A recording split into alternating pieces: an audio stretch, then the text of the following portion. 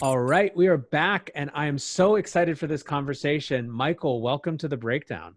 Thank you, Nathaniel. I'm happy to be here. So as we were talking about it just before the recording, it's been quite a week for you. I think it's longer than a week. And I'm sure, for everyone who's listening, I'll have just, introed the context. But what I wanted to start with is not actually Bitcoin, although we're going to spend a lot of time on Bitcoin today. I want to start with MicroStrategy itself and the lineage that you have running this company. You've been running MicroStrategy since 1989, I believe. Right. That's you've been at this through the rise of the consumer internet, through the dot-com bubble, through the advent of mobile, through the great financial crisis, through the rise of social. This is an extraordinarily there's so many different phases of the economy that you've run this company through. What was it like to kind of evolve this technology company through all those different eras, and how has that shaped the time horizon that you think in terms of when you're actually engaging with your company? Well, I think that the reason that I'm still here is because I love what I'm doing, but there has to be a certain sort of religious passion if you're going to last more than one market cycle. So the question is, why do you start a company? Some people start a company to make money. It was very clear to me early on that if you start a company to make money, you're going to have a short time horizon, you're not going to last. Because every company has its ups and downs. When you get to, and by the way, you have a stock, it's trading in the market. If your goal is to make 20% more than you have, anybody with a stock in the market any day of the week can sell the entire company for a 20 or 25% premium. That's been the case forever. So the real question is, what are your aspirations? I always loved technology, so I wanted to do something cool with technology. I wanted to make the world a better place with technology. I have a personal holding company, and the holding company's name is Alcantara. And the origin of Alcantara is, if you go to Alcantara, Spain, you'll find that there's a Roman bridge that still stands in Alcantara, Spain, 2,000 years after it was constructed. The engineer's name is Julius Locker. And the reason that we know this is because when that engineer finished that bridge, he inscribed a tablet underneath the bridge in Latin saying, "This bridge will stand for all time," signed his name, and walked away. And I just thought that was always a pretty inspirational thing, that an engineer builds something for the people. And a bridge is a great metaphor, right? I mean, it connects this side of, take away the Brooklyn Bridge, take away the, San Francisco Bay Bridge, it's disaster, right? Bridges are really, they're critical, iconic to civilization. You can't do without them. They're a utility. And I just thought that delivering a utilitarian value was the highest calling for a technologist or an engineer, make the world a better place. So it turns out that the people that I admire, who made the world a better place, tend to be industrialists that spent their entire life doing that thing. John D. Rockefeller, love him or hate him, spent his entire life converting people from kerosene lamps to oil, and he built such a powerful network that 100 years after he was dead, it was still worth a mega amount of money. Carnegie did the same thing. Mellon did the same thing. None of them were quick at what they were doing. So when I started MicroStrategy, I wanted to do something useful. And, what do?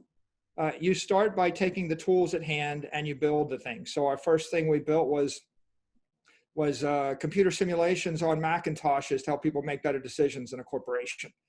And then Macintoshes fell out of favor and we had to change. And so then you got a decision. Do you sell the company for cash and run away? Or do you head toward the future and embrace the challenge and transform yourself? So we transformed from a company that worked on Windows, and we couldn't do it from scratch. So we adopted a platform from Informix called Wings. It was a competitor to Excel, and we built cool software on this this cool, it was the first spreadsheet that had hyperscripting language in it. You could actually code like early JavaScript, and you could code something. People said, well, it's not going to be the winner. You're crazy. But it was the only thing we could do. So this is what you can do. You do it. We built this cool executive information system. We sold it. We tripled. Then eventually, Informix started to drop support for Wings. We knew it was going to die. We hopped over to Visual Basic. People said, well, and we built a new thing. We doubled. And then people said, well, Microsoft Visual Basic's not as good as C++. Along comes some new technology. On the back end, we started building systems that ran against relational databases. McDonald's called me once and they wanted me to build an analytical system on top of their database of every transaction in the world. It was 1,000 times bigger than anything we'd ever done before. It was on DB2 on a mainframe. We'd never touched it before. We had one person in the company that had taken a course in DB2. I showed up on a Thursday. The guys at McDonald's said, we need you to do something which is about 10,000 times bigger than you've ever done before. Can you do it? It'll be on DB2 on a mainframe. And I looked at them. I looked at the campus. I thought about my future and I nodded. Yep. They go, well, you have till tomorrow. It's Thursday at 3:00. This is 1993 and we're a $4 million company. And we're not in the business intelligence space. Okay. So if I don't do this, nothing that's happening right now happens. So the marketing guys at McDonald's go, okay, well, you get till Friday at 5 p.m. And you got to show us that you can analyze all of our data, extract the results from all of our marketing campaigns for any arbitrary selection of stores, any arbitrary selection of products, any arbitrary selection of parts of the day, and then compare that to the previous year. You're going to have to sift through hundreds of millions of rows of data.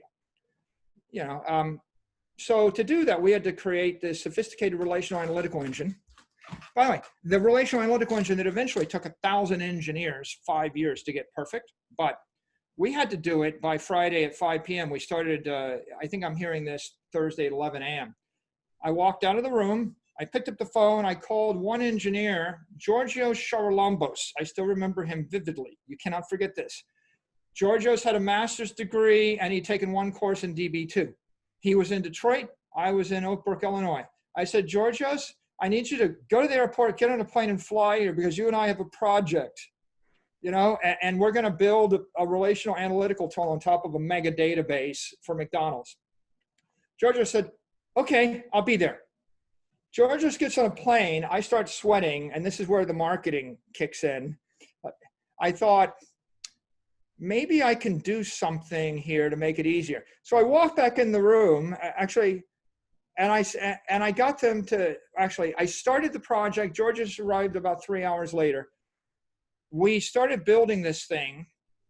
At Friday at 9 in the morning, I knew I wasn't going to be done by 5 p.m. I walked in the conference room. I said to the guys, we're really pretty far along, but we want to make it perfect for the presentation. So if you don't mind, can we schedule the presentation Monday morning at 9 a.m. instead of Friday evening at 5 p.m.? They're like, okay. So, and by the way, just in case, can we have access to the facility over the weekend? What happened next was we worked for like 96 hours straight, and I think I slept 3 hours, and Giorgio slept 2 hours, sweating the entire way. At 8 a.m. on Monday, I went home, changed shirts, came in, and we had a working prototype or a working application. They liked it. They bought it. They gave me another 6 weeks to deliver the production version. It became a multi-million-dollar client, our first relational analytics client. We went on to sell billions of dollars worth of that software.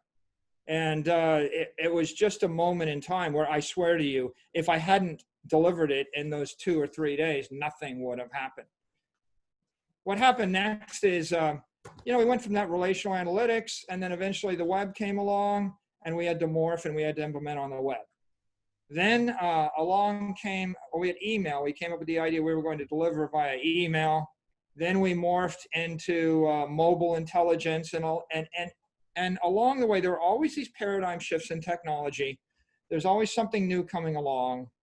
And the challenge in the business is to figure out what you ignore, what you minimize and what you commit to, right? What is an existential threat? If you don't do it, it's going to kill you. What is simply an opportunity? And then what is noise? And so I guess I'll end the entire soliloquy with one observation. Most of my mistakes were never bad ideas I pursued. They were good ideas I pursued in order to just get that one more iota of revenue or one more thing. The bad ideas are easy to throw away. 99% of the ideas are bad. The good ideas are very tantalizing and you want to chase after them. And as we grew the company over time, what we realized was the real critical thing is to figure out the great ideas, the good ideas that either are threats to your existence, and if you don't address them, you're going to go bankrupt, or the good ideas that are going to make your company 10x better. And if you can properly sift through the noise and figure out what those things are, then you can grow and prosper. When in this journey did you know that you wanted to be running this company and evolving this company? Because I think if you talk to a lot of young entrepreneurs today, they want to build forever, but they're not necessarily wedded to the building within the same structure, or they'll do a company for a couple of years. I mean, Silicon Valley is a rotating door of companies people going through. When did you know you wanted to keep building, a kind of a larger framework for yourself? I knew it on the day I started the company. I guess I respect that other people have other values, but this comes down to just a set of values. Like I wouldn't respect myself if I was just building companies to flip them. I can't be that person, right? It's just not me. I always thought of myself, like if someone called me an entrepreneur, I kind of took offense to that. Like a dilettante, lightweight, dabbling in different stuff. It's like I built it so I could sell it. Well, no, I built it to make the world a better place. That's why I built it. When I was growing up, there were 4 honorable professions: rock star, fighter pilot, astronaut. I linked the 2, called astronaut, professor, and CEO. I wanted to be a rock star in high school. Then I realized that rock stars don't make a lot of money. Like 99.99% of them don't make enough. And then I wanted to be an astronaut, fighter pilot, went in the Air Force, learned to fly. And that didn't work out due to just a random stroke of luck. Then I wanted to be a professor, was going back to MIT to get a PhD and talk about things and teach people stuff for the rest of my life and write books. And as I was doing that, my employer, DuPont, begged me to finish a computer simulation because there was $1 billion at stake. And like I'm making $50,000 a year at the time. They had $1 billion. Obviously there was an arbitrage opportunity. They needed me. And there's nothing in the world I wanted other than to start a company, be CEO, do something useful with my life, build something. So when they asked me to stay, I said, I'll stay, but you're going to have to give me $250,000 up front. I want millions of dollars of contracts. I want free office space. I want those 10 people at DuPont to come to work for me. I need $100,000 in cash right now. And they said, okay, well, how much equity are you going to give us? And my answer was none. I'm giving you nothing. So that the company was capitalized based upon the first customer because they wanted to buy something. And because when we came public in 1998, it was closely held, we were able to structure the capital structure so that there was a dual class. One thing that I did early on that I can take credit for this now, I guess, it's after the fact, it's 22 years later. I was the first company, the first tech company to actually go public with a Class A, Class B dual class voting structure in the tech industry. When MicroStrategy came public, the Class B shares had 10 votes per share, and I had them. And the Class A shares were 1 vote a share. And that meant that even as we diluted down over time, I had a majority of the voting stock. And it was a controlled company.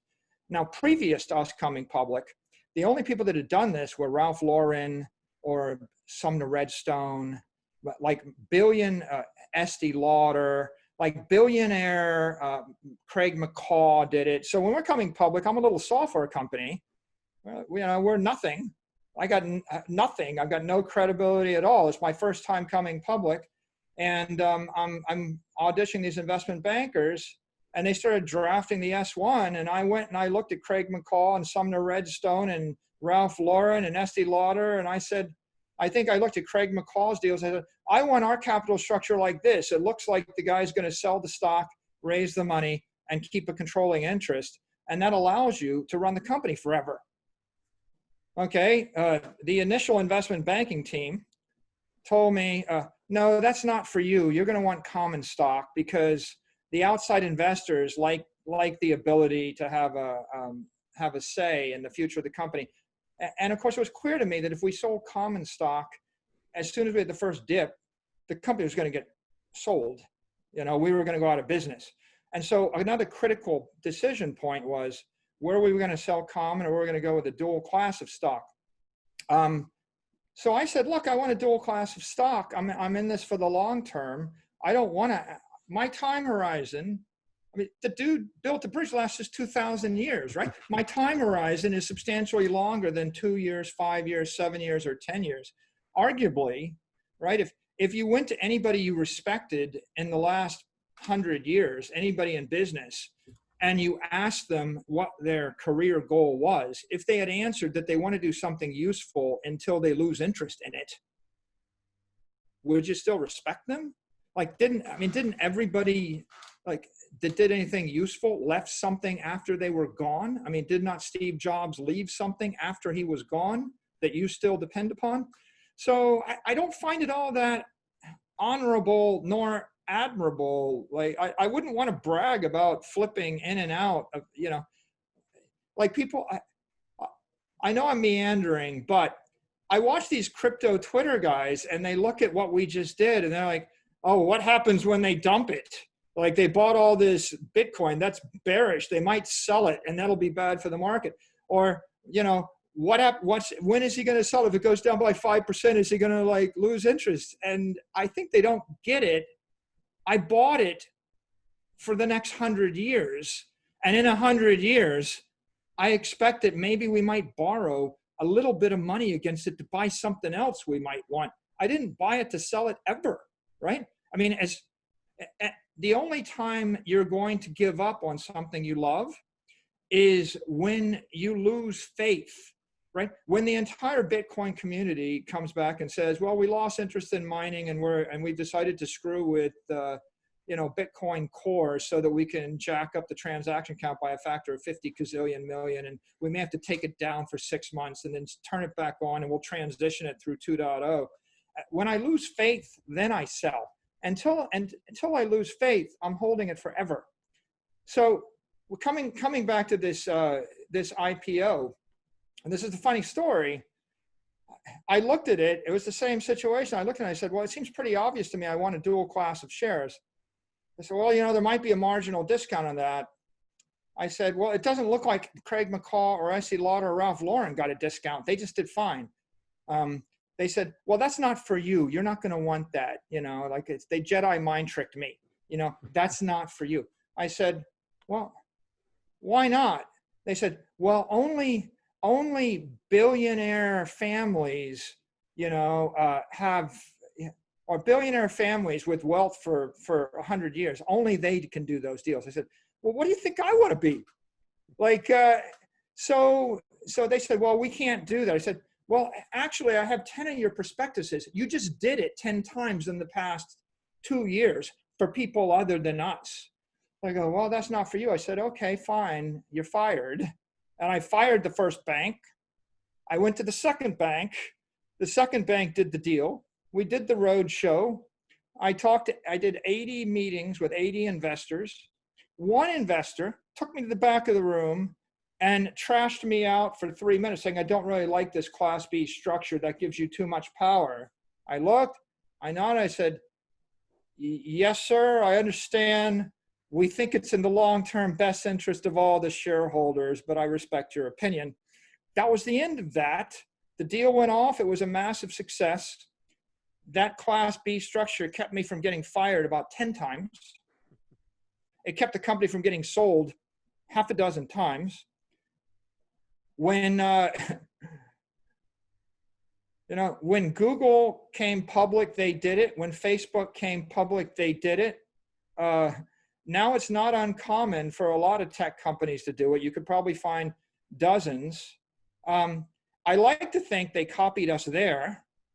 I know for a fact that at least one of those founders running a $500 billion plus company met with me directly, and my one piece of advice was create a dual class capital structure so you don't get bounced out at the point that the going gets tough. So that was 22 years ago. I contemplated then that over the course of 30 years, if you dilute the company by 3% a year, if you don't have a dual class structure, you're going to lose control of the business with 95% probability. And I don't think it's unreasonable for someone that cares about the company, that loves it, to want to implement a control capital structure so that it doesn't get snatched out of their hands. It's like if you bought Bitcoin and you were leveraged up and you pledged 80% of it, or you see these guys that buy and they buy at 20-to-1 leverage. It's like when the price of Bitcoin trades down $300, they get liquidated out, and you'll watch this liquidation where 2,000 Bitcoin gets sold in 60 seconds. When it gets sold, they get sold at an 8% or 4% discount, and they lose all their capital, and then the market pops back up. It's because they had too much leverage. If they really wanted to hold the stuff, you would be thinking, I'm going to buy it. If it trades down 10%, I'm still holding it. If it trades down 20%, I'm still holding it. I'm not going to pledge it. I mean, you want to be aggressive, pledge it, go up to 50% margin. But really, if you care about it, you don't pledge it at all. And when it goes down by 99%, you'll still be holding it. So, Nathaniel, I'll end with one observation. I'm unique in a couple of ways. One, I'm the longest lasting CEO of a publicly traded enterprise software company. I lived to see 99% of my peers quit or lose their job. But 99% mortality rate amongst my competitors. They all sold out over the course of 20 years. That's one interesting thing. The second thing is we did implement a capital structure so that the founders could pursue the mission of the business without volatility impacting it. And third, I'm not proud of this, but I'm the only public company officer, maybe the only public company CEO in the history of the world that actually lived to see his stock decline in value by 99.8%. My stock went from $333 a share to 42 cents a share. I kept my job. If you were on my board of directors, you probably would have fired me if I did not have a controlling stake in the company. I kept my job and I kept the company, and I didn't dissolve it and sell it off to a megacorp to become the 167th division of IBM. And that's why I'm here today. So, people, HODL, hold on for dear life or whatever it means, right?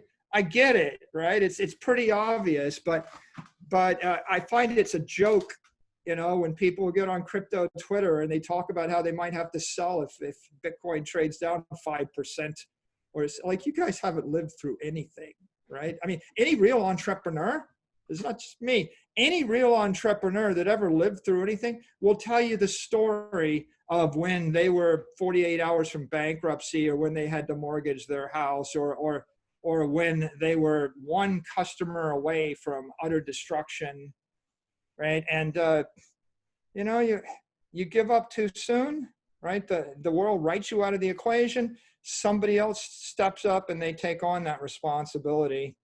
And so that's my view toward commitment over time. Well, I mean, I think it makes sense that you would find ethos and sort of intellectual alignment with Bitcoin and the way that it's designed. I was going to ask, have you found difficulty maintaining that long-term time horizon in the context of the sort of rampant short-termism of public markets? But I mean, you kind of just answered the mechanism that you created for yourself to overcome that. I guess that what I wanted to follow up with now is maybe let's talk about how the space, or how the question that Bitcoin answered started to come into your mind, your observations of the macro environment, running MicroStrategy. What started to get you concerned, or just thinking on this path that led you ultimately to Bitcoin? For the 10 years previous to this year, if you'd asked me my investment philosophy, I would have boiled it down to, I'm a technology investor. I would buy a dominant digital network once it achieved domination, and I would wait for the rest of the world to figure it out. Like Apple Computer became the dominant mobile network, Facebook became the dominant social network, Twitter became a dominant speech network, Amazon became the dominant retail network. They're all pretty obvious to me. Right? I mean, if you use technology, it was pretty obvious in 2010 that Apple was going to eat the world. It's so obvious that I wrote a book, and I published the book in 2012, The Mobile Wave, and the Mobile Wave message is buy Apple stock, right? And if you bought Apple stock, you would have made 20x your money. It was very obvious.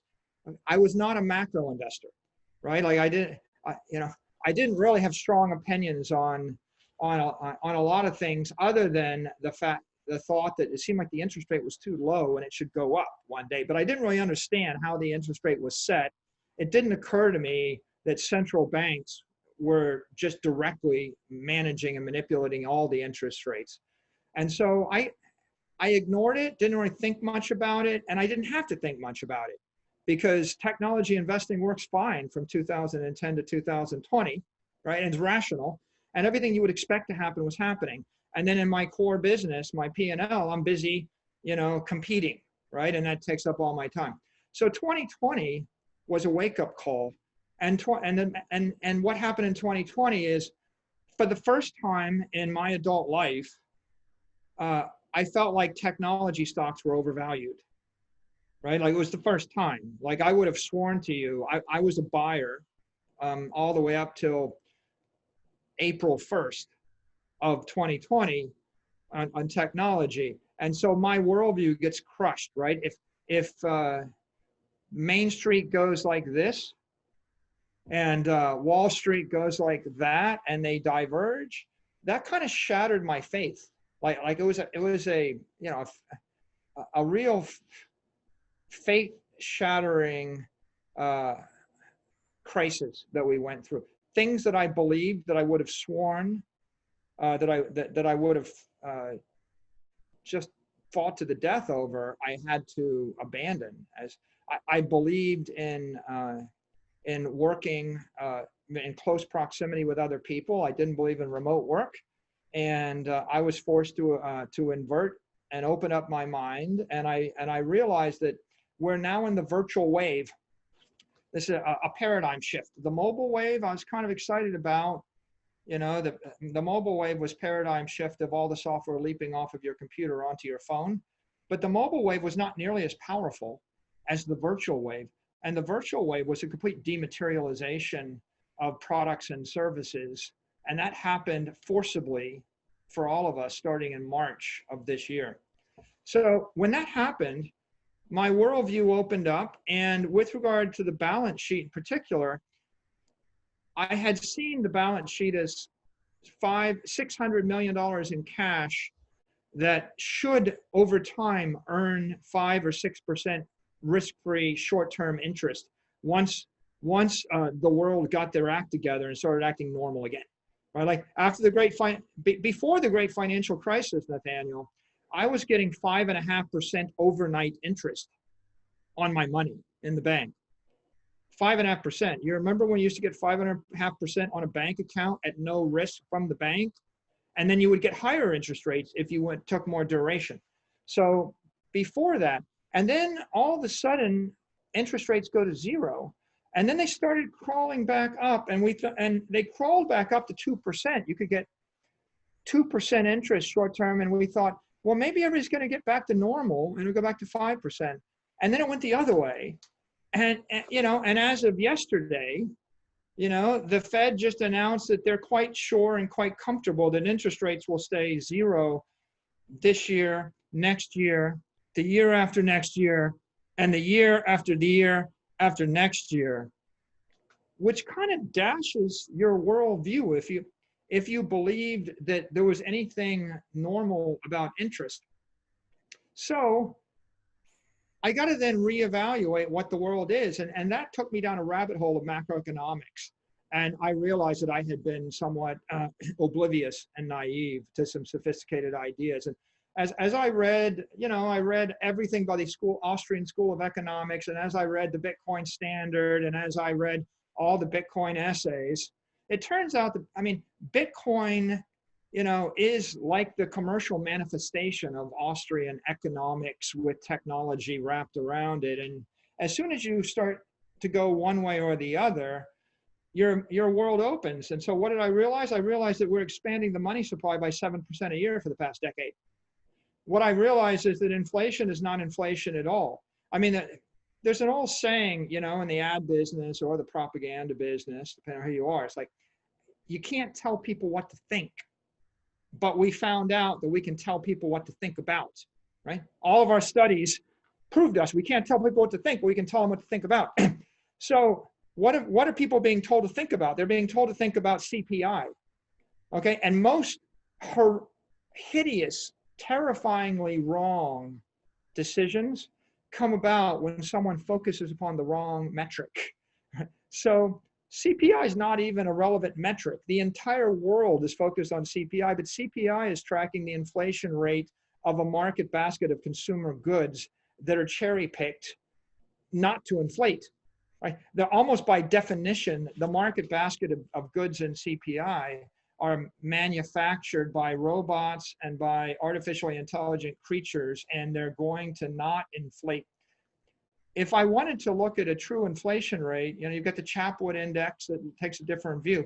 Look at the things that people really want to buy. I want to buy a house. I want to buy a college education, maybe an Ivy League education. I want to buy beachfront property. I want to buy a nice apartment in New York City. I want to buy a home in the Hamptons. By the way, the most important thing you want to buy? I want to buy an annuity stream that lets me not work again for the rest of my life.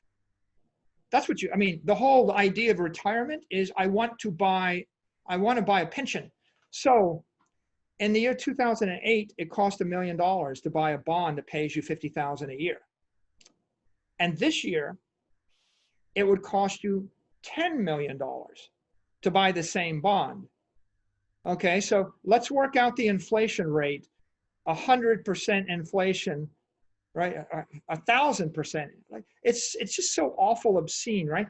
1,000% inflation over 10 years, but we don't call it inflation. It's asset inflation, right? Can we do that math?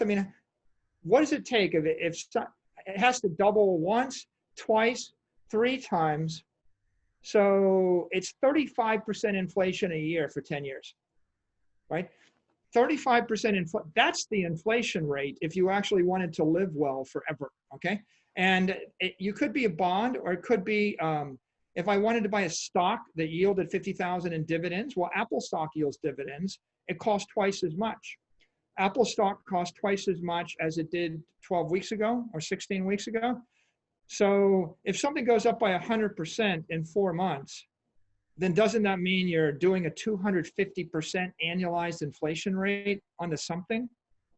Okay, so maybe it's not going to go up for the next 5 years. You can divide it by 5 and it's only 20% inflation. But the bottom line there is I'm oblivious to this. And then all of a sudden I got to not be oblivious to it. And then what I realized is the real inflation rate is the asset inflation rate. It's 7 or 8% when the economy is run normally. If you have 0% or 1% CPI, you've got 8% asset inflation. This year, asset inflation is 25 to 40% one time. And the real big question is, what's the asset inflation rate for the next 3 years? And it can't be less than 10%, in my opinion.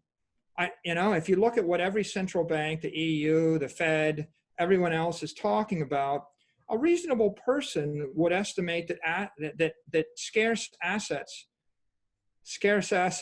By the way, I saw a news story this morning on Snowflake in the Wall Street Journal, and the Snowflake IPO went to the moon, and it's valued at, I don't know if it was 30 times revenue or some god-awful huge number of times of revenue.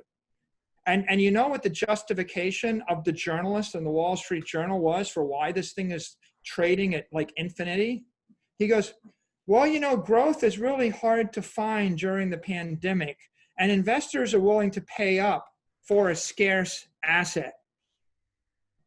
I just looked at it. They raised $3 billion in that equity issuance. And so people act like, well, investing $400 million in Bitcoin for a scarce asset is some kind of ballsy, crazy thing. Some dude on Wall Street is paying god-awful amounts of money for a scarce asset. Everybody wants a scarce asset. So coming back to macroeconomic investing, right? The conclusion is the asset inflation rate used to be 7%. The asset inflation rate equates to your cost of capital if you have a corporate treasury. If you're not actually keeping up with the asset inflation rate, you're not keeping up with the cost of capital, you're draining the purchasing power from your corporate treasury. You're getting weaker. By the way, it's the same for a family. If you're a dude working for a salary and you're putting your cash in the bank and the cost of the college education for your kids going up by 8% a year. And by the way, I went to MIT 30 years ago. I know what it cost to go to MIT 30 years ago. The cost didn't inflate by 2% a year over 30 years. It went up by 8% a year over 30 years. Okay, that's very clear in my mind. So if the cost is going up by 8% for everything you want to buy in the future, and you're getting paid 0% interest, you're falling 8% behind. And in fact, you're working for nothing. You're burning your money. You could work for 30 years to stand still. You still won't have what you were working for. So now this year, okay, you could maybe ignore it for 2 or 3 years to be safe. If you're hyper conservative, if you're afraid to do anything that might rock the boat, that might create some volatility in the near term, maybe you can live with the 8%. But it seems to me, as a casual observer, that you could estimate the asset inflation rate starting in March for the next 5 years at 20% a year, 25% a year. That's the cost of capital. And you're now, if you're sitting on top of $1 billion, you're going to take a $200 million hit per year. How many companies can generate $200 million in after-tax income per year to cover the hole that they're digging in the ground? So that's my journey, right? It wasn't important until it was important. And then when it got important, it got really important. And then as I said before, I just came to this horrifying realization. I was sitting on a $500 million ice cube, and it was melting at least 10% a year, but probably 20% a year. 10% a year is magic, by the way, because we're making, we're thinking we're going to generate 50 million in after-tax or cash flow, and we're going to put it in the bank. And if you're going to melt 50 million of my treasury while I put 50 million in the bank for the next decade, I might as well just write off the decade as a lost decade. Does that answer your question?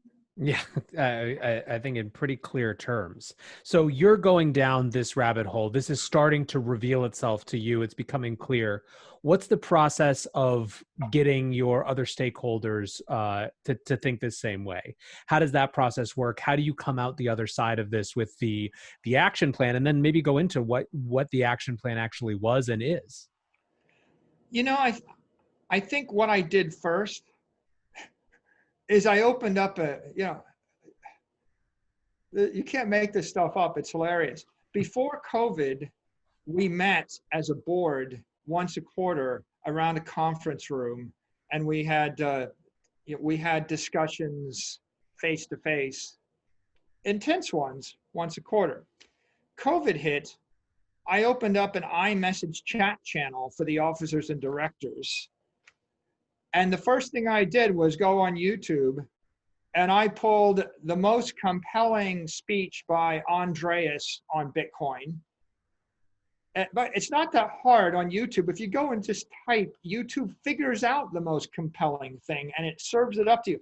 Then I took the most compelling speech by Pomp on Bitcoin, or overview. And then I took the most compelling debate, the future of money, Bitcoin or fiat currency, Eric Voorhees versus Peter Schiff. And I put that into the chat channel. I sent it to all the officers and directors. I said, I'm going to need you guys to do some homework. I want you to watch these 3 things, then we'll talk. And that starts the entire discussion. That's like 2.5 hours worth of 3 hours worth of video content. Then there's a set of meetings, one-on-ones. Then there's some follow-up materials. You know, now I'm gonna send you the bullish case for Bitcoin. I'm gonna send you Parker Lewis's set of essays. Then I'm going to send you, you know, the next set of links. You know, by the way, they got a message. You guys want to keep up on Bitcoin? This CoinDesk thing. This is pretty good. You know, so they get CoinDesk, and like, so you're sitting right there, and I suggested this is a nice curation of what's going on. Then we had a set of team meetings. So we had board meetings, and we discussed it, you know, every angle. Then we broke into groups, and then the general counsel went off to speak with a bunch of our outside counsel, crypto counsels, you know, et cetera. And then the CFO went off to speak with our auditors, and then we went to speak with finance experts, and then speak with investment experts, and speak with banking experts. Then we went on a march to audition various institutional grade brokerages and institutional custodians, and we did our due diligence on that. Then we scoured every SEC filing of every company that ever invested in crypto. You know, and I mean, the good news is, you know, we get a chance to lead the way. There were no bad precedents. The bad news is there were no good precedents. There just, we saw, you know, we saw some crypto miners, and then we saw overstock, and then we went back to first principles. And by the way, for a lot of people were afraid of first principles. They're afraid to start to reason. I have a new problem. How do I solve it in an appropriate, respectful way to all parties involved? And this is where I'm going to digress, and I'm going to tell you a quick vignette that sticks in my mind, which is, I think, relevant. I came from a middle-class family, and I grew up in a small town of Fairborn, Ohio. I was a class valedictorian, and I'd never met well-educated people from good schools, good families. I'd never been in a competitive environment. I was just always like the smartest guy in my class. And then I show up on scholarship at MIT, and you know, you go from being the smartest guy in your class to being one. You know, I think like 80% of my class was valedictorian, right? Like you go from one of 500 people, every one of them as smart as you, right? It's like going from the little leagues to the big leagues, and there are no weak players. Anyway, I sit down the first week, the first class in chemistry, and the professor walks out. This is the first lecture, and he holds up a tile off the space shuttle, and he says, "Welcome to solid state chemistry and materials. This is a tile that fell off the space shuttle on re-entry last month. NASA called me down to talk with them. They can't figure out why it burned off on atmospheric re-entry. But they know it burned off. There's a problem for them. They want to solve the problem. You know, what do you guys think we should do?" Okay, and it was an iconic moment because everybody looked at everybody, and we all knew we were pretty smart, but then the first thing that goes through your mind is this horrifying thought. Did I miss this in the reading? Like, is there a should I have read something in the textbook with the answer to this? And that lasts for about 5 seconds. And then the next 5 seconds you thought, this is not in a textbook. This is not in any textbook any in the world. There's no person anywhere on earth that knows the answer to this question. Nobody at NASA, no professor, no one in any lab. This guy asking me doesn't know the answer. He expects me to figure it out from first principles. And that's the way technology moves forward. And at that point, you either run in horror out of the room and go and hide. I want to go to a school where they only ask me questions where the answer's in the back of the book and I can write them down on a cheat sheet. Or you take the other view, which is, okay, this is what it means to be a participant in the technology world. You're going to be given problems no one on earth has ever solved before, and you're expected to go back to first principles, Newton's laws, the laws of thermodynamics, the way that math works. And if you can't figure it out from that, do some research, read the stuff, go back to GAAP accounting, and you might use a common dose of ethics and values and communication skills and common sense. Figure it out. And it's like, by the way, it's a lot harder to figure out how to keep the tiles from burning off the space shuttle than it is to figure out how to buy Bitcoin as a publicly traded company. It's just something to do. And you have some people, by the way, this is the technology again, and this is what irks me. I'm on a little tirade here. It irks me about investors. I meet with them and they say, well, there's the technology companies and then there's the other companies. And we don't want to have more than 20% in technology. And if Apple gets too high, we're going to sell it to buy a non-technology company. And my answer to all of them is, there's never been a growth company that wasn't a technology company. There's never been a successful company that wasn't a technology company. You go back 2,000 years, the Romans were successful with technology. John D. Rockefeller was a technologist. So was, you ever try to create steel in a factory? The only people that think that steel is not a technology business are ignorant. You're ignorant if you don't understand that Kraft and Hershey and aluminum and steel and airplanes and oil are not technology. It's only that people that come along 100 years later that are born with a silver spoon in their mouth think that these guys weren't technologists. And so the quintessential iconic moment in technology is, you have a problem, no one solved it before. Either you're going to approach it with the laws of physics and math and first principles, and you're going to work through the regulatory, the legal, and the organizational issues and move forward, or you're going to run and hide. And if you choose the one, there's a future. And if you choose the other, you're just waiting for somebody else to define your future. I mean, I couldn't agree more. And I think there is this heuristic of tech and not, which, by the way, is being reinforced right now in the, kind of post-COVID recession or recovery, as everyone kind of looks at the NASDAQ and looks at quote unquote tech stocks rather than kind of seeing technology as inherent in all these things, right? But I think that your broader point is really salient. And I guess then my question becomes, what has the market's response been, right? So you've made a decision, you've offered a solution for your company based on these principles. How have other people seen that, viewed that? What was the journey from the first announcement to where you are now? And I guess what comes next? What's the trajectory for you? With any of these things, there's a lot of uncertainty about what other people will think or do, right? We deal in a world of counterparties.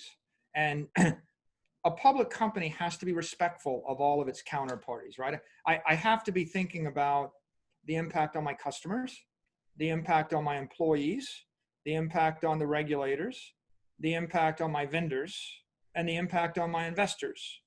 And the impact on the investors is a very interesting and complicated thing, because you have investors that are invested in the stock for a decade. They're going to sit and hold it. they're hodlers. And then you got investors holding it for a year, and you got ones holding it until you print your next quarterly results. You know, and I remember coming public, and this is another interesting vignette. I come public, and I was complaining to an investor friend of mine that the investment bank was getting a green shoe. A green shoe is when you come public, you say you sell 4 million shares, and you sell 4 million shares at $12, and the stock trades up to 18, and the investment bank gets to buy 600,000 more shares at $12 and sell them at 18. And so they make it's like a risk-free warrant, right? A free warrant, and they make a fortune on that green shoe if they want to, or they can give it to whomever. And I complained to my investment friend. I said, this doesn't seem right. And he goes, look at it on the bright side. The fact that there's a green shoe for 30 days means that the investors are going to, and the investment bank's going to be in your camp for 30 days instead of 30 minutes. You know? And so there are investors that are in it for 30 minutes, right? And by the way, you see it in the Bitcoin community, there are traders. They're trying to figure out what direction is going to go in the next 5 minutes. And I've done a lot of things in my life. I can't figure that out. Like I can't. So the way that we did this was calculated in order to be respectful to every tranche of investors, right? First we announce that we've got an opinion, right? We've got an outlook on our balance sheet. If you go back to our announcement, we said there's $500 million of cash. We don't think we're going to need it, and we don't think we can keep it in cash. That's the first announcement. You know, and we have a opinion that we should use it to either buy some tangible assets or buy our stock back. The next thing we do, and we laid that out for the market so they all know, and that gives people the ability to act on that information however they will. The next thing we did was we took action definitively. We said,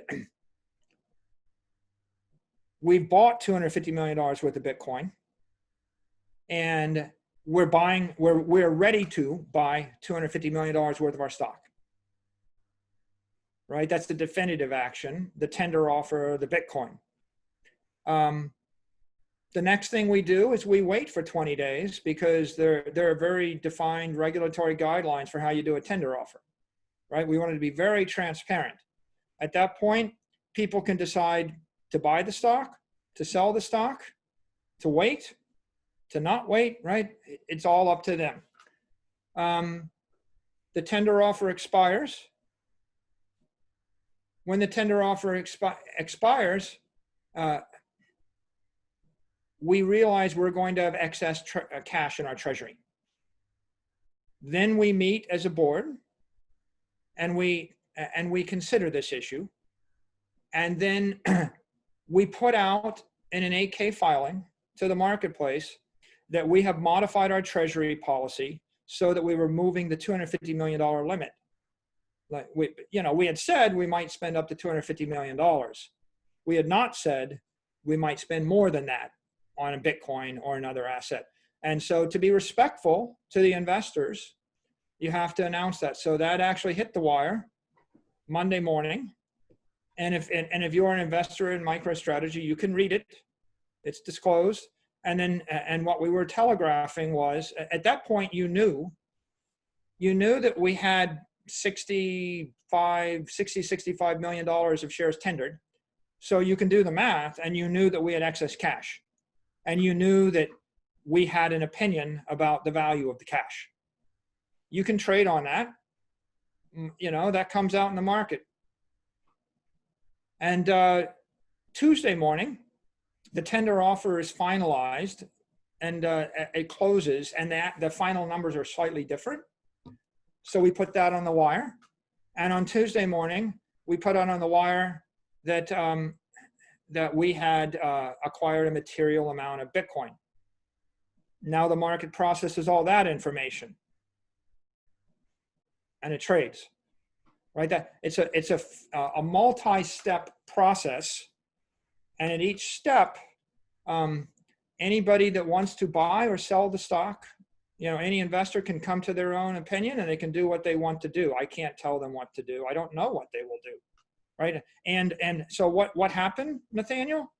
Well, you had one tranche of people that sold immediately after we announced, another tranche of people that tendered, a third tranche of people that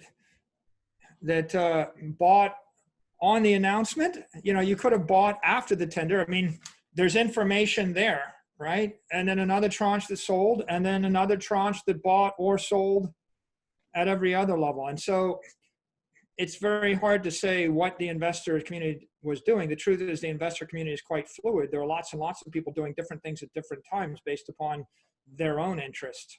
I will tell you, I met with a group of our institutional investors in a conference at some point.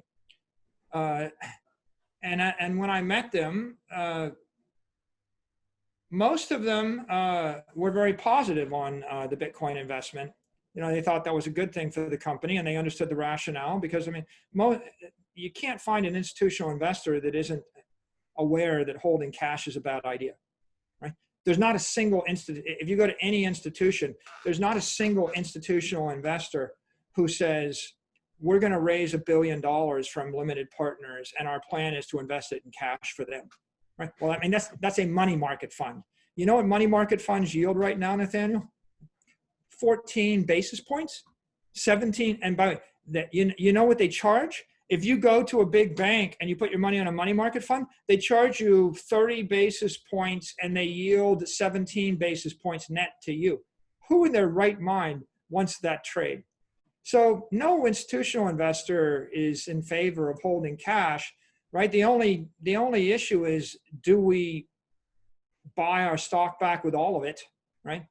Give it all back to us. If you don't, why don't you just take the $500 million and buy $500 million worth of MicroStrategy stock back and give it all to us and we'll invest it, or not, right? And there's a logical reason why you wouldn't give it all back, which is if you give it all back, you decapitalize the treasury of the company. And then if you actually needed the assets for some other unexpected event, you wouldn't have it and you're insolvent. And so it's just like the same reason you wouldn't drain your entire bank account and live off of one day's earnings from day to day if you could avoid it, because you need the treasury in order to avoid insolvency. And you cannot make good on your ethical commitments to your employees, your vendors, or your customers if you don't have a treasury, right? So when someone buys from me, they're expecting I'm going to support the stock for a decade. I'm going to support the software for a decade. And when I sign a 10-year contract with a landlord, they're expecting I'm going to pay the rent for a decade. And I believe there's a certain morality that calls for you to keep your promises. And you can't, in good faith, keep your promises if you drain your treasury down to nothing. So it's not an ethical thing to completely drain the treasury, nor is it wise to watch it drain away due to asset inflation. Does that answer your question? Oh, absolutely. So what's next for you guys? What's next on this path? And what are your observations? I mean, do you think that this is the type of conversation you're going to see more, or we're going to see more from other corporations? I'm just interested in kind of your take on both for you guys, what comes next, but also maybe for the markets as a whole. Well, like as people have pointed out, there's not that much space for companies to come in at this level and buy up $100 million worth of Bitcoin. The 500 or something could do it, and it'd be all gone, right? If you see 2 or 3 more, the price is going to skyrocket most likely, and then people they'll be buying it at much higher levels, and eventually you'll see them buying it at dramatically higher levels. So they probably need to hurry it up, right? If left to my own devices, I would like to buy it all, Nathaniel. Right? Ironically, when you're buying this much, it could take 3 or 4 days it takes a day to accumulate $50 million worth of Bitcoin. If you're buying it every 5 seconds, 24 hours a day, it takes you a day every 5 seconds. So while I'm doing that, I have a lot of time to stare at the screen and think about this. And you know what I'm thinking while I'm actually buying every 5 seconds for 4 days in a row? I'm thinking, who are these people that's selling this to me? And I feel sorry for them. Like, why you're right. What are you going to buy with the cash that I'm giving you that's better than what you're selling to me? I hope that they're getting married with the money, or they're buying a yacht or a jet or something that they really love. Because if they're trading it in order to buy another asset, I just pity them, right? Like, that's all. With regard to other companies, yeah, I think they're going to do it. I think probably the way it works is private companies do it first. Like, there's a lot of private companies our size, and they could do it much quicker than the public companies. And if you're a private organization and you're not living under a rock for the past 6 months, then you definitely got to be doing this. And then I think public companies take longer, right? Like, if you wanted to do things extremely fast, like wicked fast execution would be what we did, which was 12 weeks, kind of start to finish. But you would have to have a founder, like I'm the principal shareholder of the company. That's helpful. I've got a very good relationship with the officers and directors. They're very smart. On that chat line, you couldn't do it in board meetings with 25 people once a quarter. You would have to have 100 interactions very fast and very intensely. So I think most companies will take 6 months if they really want to do it, and it could take up to a year. I think the clock ticks. The clock starts ticking for anybody that's visionary. If they're really thinking about it from first principles, if they said, the space shuttle is burning up on re-entry, I'd like to not die, what am I going to do, right? Then they were starting to think about this around April or May. That's what happened to me, right? I felt like I was on fire around April or May. My ice cube is on fire and I'm going to zero. And that's when the clock ticks. And the fastest it could come out is us. But if on the other hand, you were waiting for someone else to go first, it's like they talk about Roger Bannister and he went first and then everybody else runs fast. It's not that Roger Bannister was the best in shape person. He was just the one that pointed out that people were suffering under a mental block. They had some kind of prejudicial bias, something stuck in their head where they were thinking that they couldn't or they shouldn't. And you just have to go and you have to pull that out. And then you turn sideways and then stuff happens.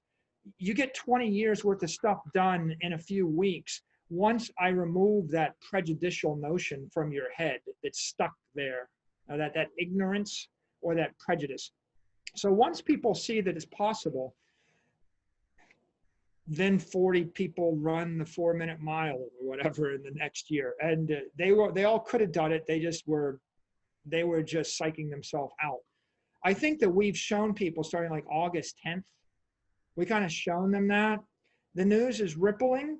It's gradually rippling, but into the mainstream, gradually. Not as fast as you would expect. I'm really kind of surprised that the story doesn't get picked up more by the mainstream media, but it will, I think, in time. And as that clicks, then the tumblers go off in people's heads. And so maybe the earliest was August 11th. Maybe we're talking about mid-September. Roll forward 3 to 6 months. And that's when I think you start to see the shoes dropping. It'll be probably a 2021 thing. And meanwhile, the guys that'll move faster, right? If they're rational, the guys that'll move faster are the hedge fund guys, the institutional investors, and the private company guys. Like all these guys that like they write down, yeah, I think it's a 1%, a good 1% hedge, or I put 1% of this. I just kind of smile and laugh, but I just think it's such a silly notion for you to claim that you understand Bitcoin and then to think you're going to invest 1% of your assets in Bitcoin. Like Nathaniel, here's my metaphor for you. It's like a very rich guy, a billionaire, tells you he understands gambling and he's a really good gambler and he understands casinos and he knows how to make money. So he packs you up with all your friends in the entourage in his jet and he flies off to Vegas. And when he gets to Vegas, he makes a big deal about how much he knows about casinos.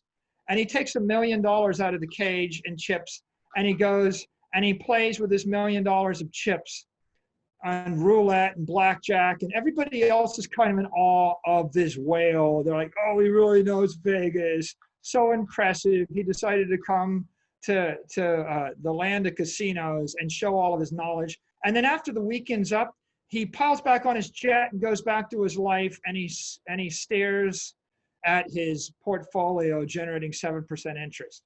Okay, that's one view of Vegas. There's another view of Vegas. Howard Hughes goes to Vegas. He looks around. His brain works. And then he buys Vegas. All of it. He buys the land. He buys the casinos. He buys everything. And he waits. So the real question to you is, which of the two really understands Vegas? I like it. It's a good metaphor. What could scare you off? I mean, this is a question that we started with, but it gets to your mental model of Bitcoin. What would be cause for actual concern? You know, I love the maximalist. I love the guys. I love to watch Samson Mao get on a debate with Vitalik and get irritated that the Ethereum, crew wants to meddle with this and do that and complicate that thing, and they want to do the other thing, and they're going to move forward on a shifty time horizon, and Samson, gets visibly irate, at the bullshit that he's hearing, right? And when you look, what inspires me is a bunch of Bitcoiners that understand that you have to defend the network to the death. Don't F with the network. Don't screw. It's a beautiful thing. It's probably the most beautiful achievement related to monetary energy or money in the history of the world. We've invented something which is extraordinary. Don't screw it up, right? And don't. You don't want all the fads, like I got to change the transaction rate. I got to increase the block size. I got to do this. It doesn't scale. I need more functionality. I want to port it to the other thing. The thing that would cause me to lose faith would be if the maxis lost faith, right? I mean, if people stopped getting angry, like let me just give you another vignette. I bought $175 million worth of Bitcoin in 3 days, 72 hours. We must have run 90,000 off-chain transactions to do it. One every 5 seconds, 90,000 trades off-chain. It only takes about 24 on-chain transactions to secure the entire amount in a cold storage wallet. 24 transactions is what I need to move $175 million. You think I'm concerned about all of the bells and whistles on the Bitcoin network, right? No, it's a 3,500 to 1 off-chain transaction rate to on-chain transaction rate. What I want is to see a bunch of Bitcoiners that will lay down in front of the tank in Tiananmen Square, fight to the bitter death against every well-intentioned engineer with the good idea that wants to tinker with the thing to make it a little bit better, right? By the way, this is not, it's not a slight on the altcoins or Ethereum or DeFi. They're all brilliant people, right? I deal with the entire tech world is full of brilliant engineers building beautiful things. Like, how many Instagram clones were launched? There's a million mobile apps that were launched. How many of the million mobile apps are worth $100 billion? Right? It's like we need innovators, we need entrepreneurs, we need them. Maybe they'll invent the cure to something else. I wouldn't shut it down. I don't begrudge them what they're doing. It's just, it's not money, right? I wouldn't put $1 billion into any other crypto network other than a crypto network with religious, fanatic, passionate defenders of the faith that understand you don't need to do anything in order for it to scale. I can move $100 trillion onto the Bitcoin network, install cold storage, and I can do it at the current transaction rate with the current transaction fees. 99.99% of the transactions will be on a secondary chain or a tertiary chain. I just need you not to screw it up, right? And in terms of scaling, here's the scale. Is it going to hold $100 trillion for 100 years? Think through the Bitcoin network and the Bitcoin ethos and the Maxi ethos. And the first observation is, does it have the functionality right now? Yes, right? Do I need people to improve the Bitcoin network over the 100 years? Yes, I do, right? It's an organic, anti-fragile creature. We're going to need developers to upgrade the software. We're going to need miners to upgrade the hardware. We're going to need people to upgrade their nodes. How? Very carefully.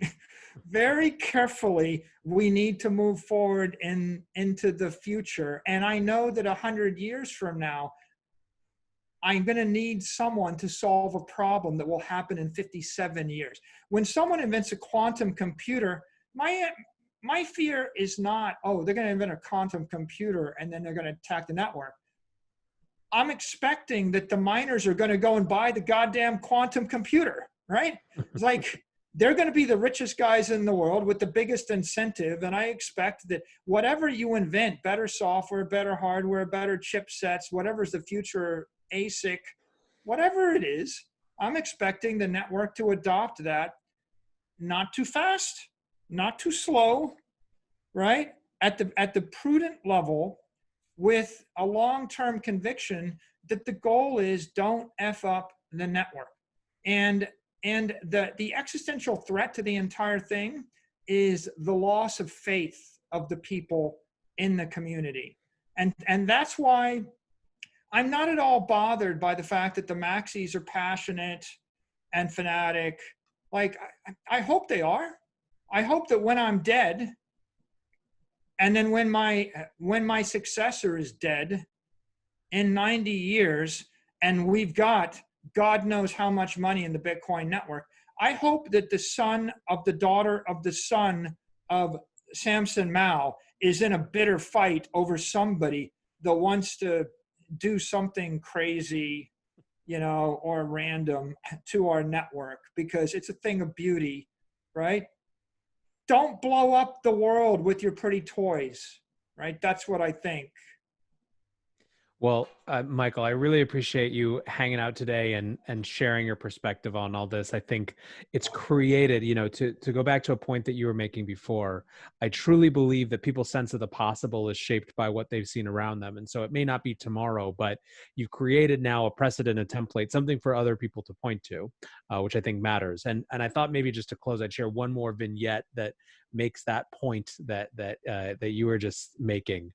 When Black Thursday was happening, so this is March 12th, and everything is crashing. That's the night that Bitcoin got down under 4,000 very temporarily. I was actually recording with Preston Pish as that was happening. We were watching it crater. Coinbase the next day released their information about who was buying and who was selling. And Coinbase is usually more buying than selling, but it went astronomical it was something like 83% of people who were using Coinbase that day were buying all the way down, buying more. And it reminds me of the point that you were making before when you were kind of watching those transactions go through, asking who you were buying it from. The reality is that this network is full of people who make that foundation stronger over and over and over again. And I don't have any right to speak for the network, but I certainly will extend the welcome. And I'm very excited to have MicroStrategy as part of that foundation now too. Nathaniel, I'm happy to be here. All right. I'm going to end it there. Couldn't be better.